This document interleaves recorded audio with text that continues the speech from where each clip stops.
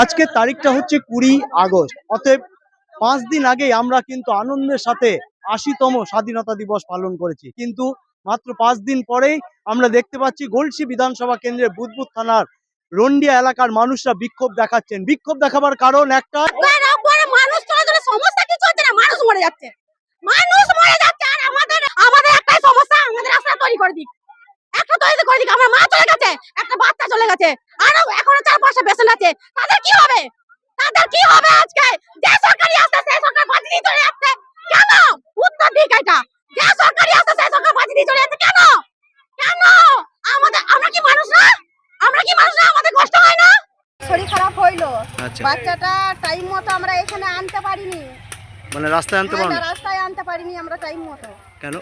কাদার জন্য। আমাদের তো রাস্তা ভালো না। অ্যাম্বুলেন্সে ঢোকেনি?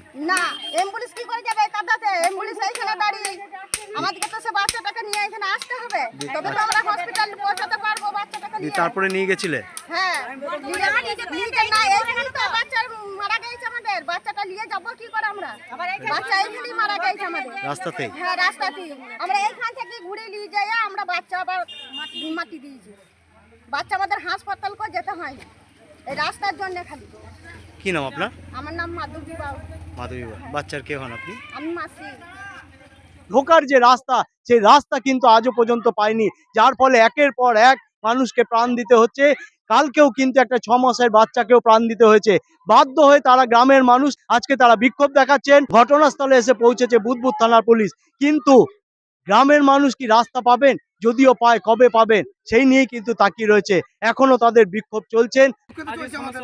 আমাদের শুধু এখানে চোখের জল ফেলতে হচ্ছে কাদা রাস্তার জন্য। কি করবো? সরকার কোনো পার্টির লোক আসছে না, কোনো সাহায্য করাচ্ছে না। আসছে, টেন্ডার দেখছে, টাকা হচ্ছে, নিয়ে চলে যাচ্ছে। কি কি কি ক্ষতি হলো আপনাদের কালকে? আমাদের ছেলে মারা গেছে, সে ক্ষতি আমাদের তো যাচ্ছে না, সরকার তো যায়নি। বলুন, কোনো অ্যাম্বুলেন্স কিচ্ছু ঢোকে না? কিচ্ছু ঢুকে নেই, কিচ্ছু নেই।